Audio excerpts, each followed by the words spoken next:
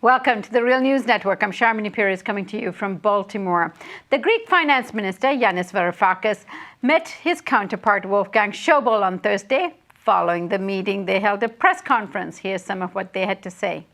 And the question is, how can Greece gain access to the markets without continuation of program? And we didn't come up with an answer to the question today. But I think, I understood that we agreed that the haircut is not on the agenda. It's off the table because the program is designed in such a way that market access to capital markets, that's the crucial issue, and it is also important to ensure sustainable economic development in Greece. So we didn't have to talk about this particular issue. As Dr. Schäuble said, we didn't reach an agreement. It was never on the cards that we would. We didn't even agree to disagree from where I'm standing. From where I'm standing, we agreed to enter into deliberations as partners with a joint orientation towards a European solution for European problems. A solution that is going to put first and foremost the interests of Europe at the helm. We didn't discuss Greece's debt schedule for repayments. We didn't discuss a haircut. We set the scene for deliberations that will lead to an approach that will put an end to this never-ending, seemingly never-ending crisis that began in Greece and then unfortunately spread out to the rest of the Eurozone. That was the new finance minister of Greece, Yanis Varoufakis, as he confronted his counterpart in Berlin. Shortly after this, the European Central Bank's decision to stop funding the Greece lenders sent interest rates soaring and bank shares to plunge. To discuss all of this and what this means to the Eurozone, the Greek government, and the Greek people, we have two guests. Joining me from Toronto, Ontario, is Dimitri Lascaris. Dimitri is a partner with the Canadian law firm Siskins, where he heads the firm's securities class action practice. And we are also joined by Panitch, also coming to us from Toronto, Canada. He's the research chair in comparative political economy, and he's a distinguished research professor of political science at York University, Toronto. Thank you so much for joining us. Hi, Sharmini. Hey, Sharmini. So, Dimitri, let me start with you. You just watched a press conference given by the new finance minister of Greece. Can you tell us what you heard? I think Schäuble's speech could be, characterized as a stern schoolmaster, trying to bring into line his impudent student and explaining that none of the crisis in Greece is the fault of anybody other than the people of Greece, and that there was really no room for maneuver in terms of this austerity program that has caused a clear humanitarian crisis in the country. And that it was time for the Greeks not only to own up to the commitments that prior governments had made to austerity, but potentially to even pursue more rigorous forms of austerity in the future. And then Mr. Varoufakis spoke, and at one point in his speech, he said we didn't even agree to disagree, and proceeded to talk about the context and the history that has led to the current crisis, and reminded the viewers, and he was in Berlin at the time, quite pointedly, of the conditions that led to the rise of Nazism in Germany, namely the harsh conditions that were imposed upon Germany after its defeat in World War I, and the poverty and humiliation that the German people had experienced. And he talked about how in his own country, in Greece, this has led to the rise of not a neo-Nazi party, but a bona fide Nazi party that now is the third largest holder of seats within the Greek parliament. So it was quite a dramatic moment. And I think what my impression of it was that Mr. Varoufakis has now sort of come to the conclusion that his best gambit is to use his position as a finance minister as a pulpit to speak to the people of Europe and to try to talk sense to the leaders of Europe through the populists of Europe and try to muster grassroots support for what is clearly the right path at this stage, a growth-oriented anti-austerity regime which will help Europe's economy recover and protect its most vulnerable members. So that's my take on it. Unfortunately, where we currently stand, you indicated at the outset that there is a funding impasse with the ECB. Unless a sufficient pressure can be brought to bear upon Angela Merkel and the other members of the austerity bloc, it's very unclear where this is going to head. Right now, it's at a very unsatisfactory stage as far as I can tell. Leo, your response to what Dimitri just said in terms of Minister Varoufakis' comments? It's very important that Varoufakis has said rather explicitly what I have said a few weeks ago when you and I were talking, Sharmini. That is that if it turns out to be the case that a democratic socialist government in Greece is prevented from stopping the torture of the Greek people in the way it was elected to do, the conclusions that people in Greece, and I think maybe even more likely in other countries of Europe, not least the very big ones, including France, will come to the conclusion that the only governments that will be able to get them out of this are very far-right governments who will break with globalization, but break with globalization, with global capitalism, in the way that the fascists broke with it in the 1930s. That seems to be Varoufakis' message. It's I think, very important that he said that in Germany. As for what effect it will have, I'm not sure. I think one has to see this in part in terms of what effect it will have on the Greek people. I think that's very important. And one needs to remember that they are, meanwhile, while these negotiations are going on over how much financial room for maneuver they will have, they are doing things at home. And these kinds of words will give them support for taking on the ruling classes and the corrupt bureaucrats at home. So on MSNBC, Joseph Stiglitz actually making reference to that, in which, he said we have to remember that Germany was also bailed out, after World War II.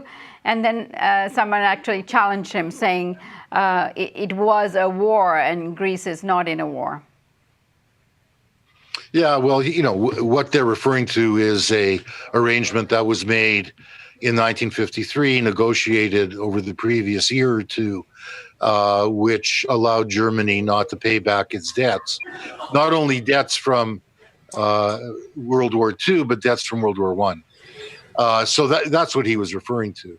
And, this was all part of what the Marshall Plan had amounted to, what the European Payments Union after the war amounted to, which was to ensure that Germany would remain a capitalist economy. That's what the Americans were doing, but also, and here the Germans are not doing what the Americans did then, trying to reconstruct the German economy so it could be a site of capital accumulation for American business, a site for American exports, etc. The Germans don't seem very concerned about this at the moment. That's partly because, of course, the Greek economy is so small relative to the rest of Europe. And Dimitri, let me go to you. In Germany, Varoufakis is actually having some gravitas. The press is actually covering him quite well. How is he being received in Greece right now? Well, the reaction in the street, I think, suggests that he's being received favorably. There were protests today, small-scale protests, but they were directed not at the government of Greece, but rather at the architects of austerity. And the press was commenting on how remarkably peaceful they were, on the fact that the police were not interfering for the first time in a long time with these protests, and people were allowed, in fact, to sort of wander up to the facade of the Parliament building and hold chats, almost like old-style, Athenian democracy, about the current state of affairs. So I think that at least at this very preliminary stage in the life of this government, there's a great deal of sympathy amongst the electorate for the efforts of the government to secure a more humane package with Greece's creditors. And I also wanted to comment on something you said to Leo a moment ago about how Stiglitz had been challenged on NBC or MSNBC about the fact that the bailout of Germany happened in the context of a post-war period. That's absolutely correct, but that actually militates in favor of a more generous treatment of Greece, because Greece didn't occupy anybody prior to this crisis. Greece didn't invade anybody. Greece is a country that was frankly badly governed. Syriza has been quite candid in admitting that it was badly governed. That there's a significant degree of corruption. There's an oligarchy that has been engaging in voracious rent-seeking behavior, as Yanis Varoufakis has repeatedly pointed out. That is all true, but the people who have suffered as a result of this misgovernance have been the people of Greece. They've not imposed this suffering upon others. And notwithstanding what Nazi Germany did, those countries that had opposed Nazi Germany came to its aid in its time of need. So I think that, and I believe Stiglitz pointed that out, and I think it's a very compelling point. If Germany deserved grace, a grace period and assistance from the victors in World War II, surely the Greek government deserves that from its so-called partners in the European Union.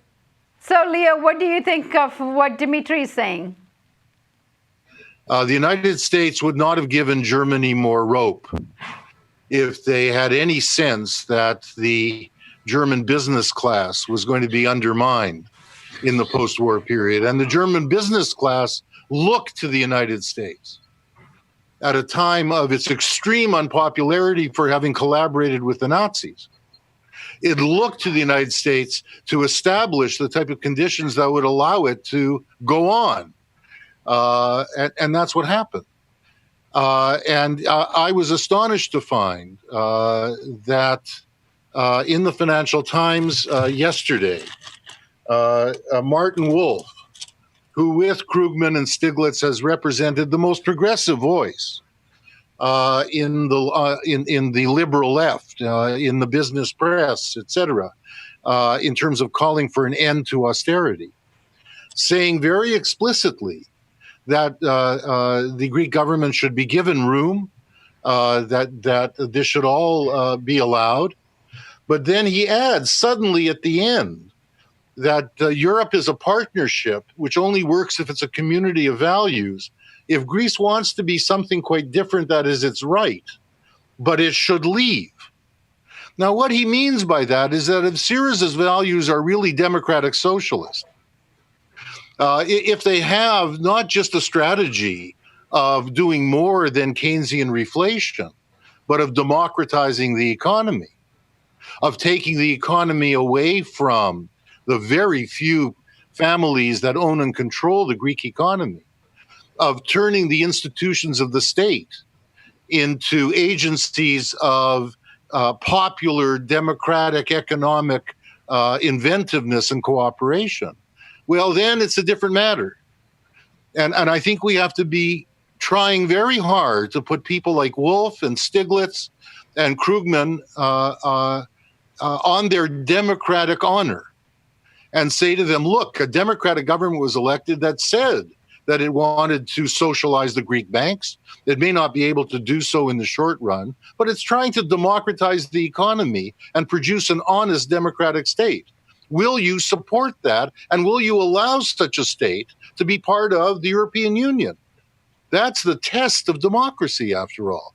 That's the test that Western commentators, businessmen, politicians failed in Europe in the 1930s.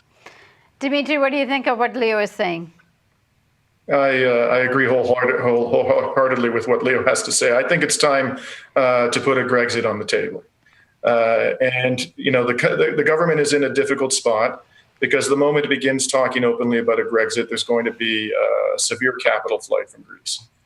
So it can't do that overtly, I think, without, as a practical matter, imposing some form of capital controls in advance of raising that prospect explicitly.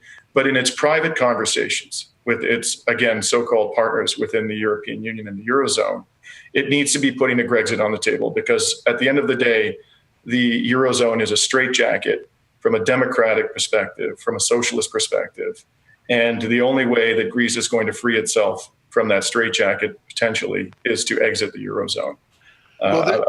I fear that that's the reality now confronting us. And I do agree with Leo that short of that rather dramatic option, any fixes that happen in Greece are going to be around the margins, and the democratization of the economy will never be realized.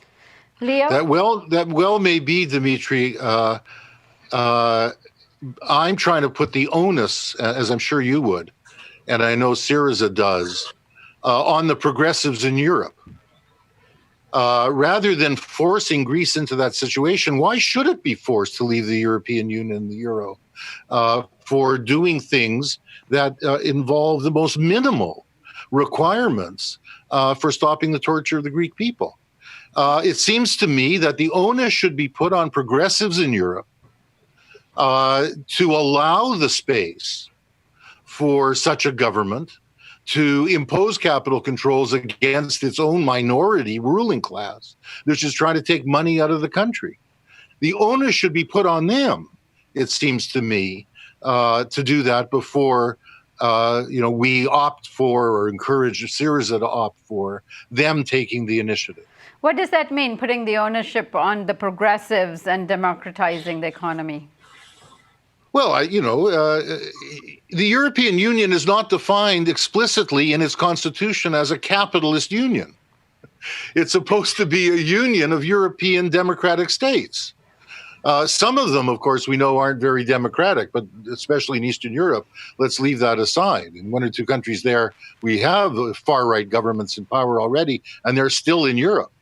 But it's supposed to be, and the people who built Europe, many of them, were democratic socialists. The onus really needs to be on European social democracy above all, to stand up to its proclaimed principles.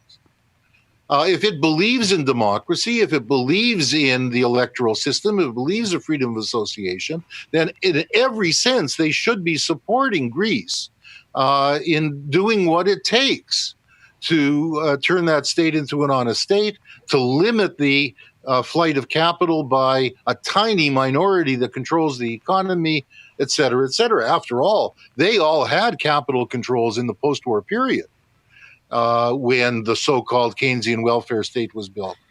That's what I'm getting at. Right. I would just want to point out, in an ideal world, I agree that the onus should be upon the progressives. For me, what the most profoundly disappointing thing of what we've witnessed thus far in Yanis Varoufakis' tour of European capitals is the reaction of François Hollande. Here you have a self-styled socialist whose country is suffering deeply from the rigors of austerity and has the clout, has the economic wherewithal to stand up to Germany. And yet he appears to be intent upon showing nothing other than a slavish devotion to the rigors of austerity. If Varoufakis cannot enlist at this critical time in the economic evolution of France, the assistance of a so-called socialist prime minister, then what progressives in Europe, progressives with real clout, are going to rise to the defense of the Greek initiative? I just don't see it happening after that very disappointing reaction from the French government. Greece has many challenges ahead, and we will continue this discussion. Dimitri, Leo, I hope you join us again very soon. Thanks, so long, Sharmini. Thanks, Sharmini. And thank you for joining us on the Real News Network.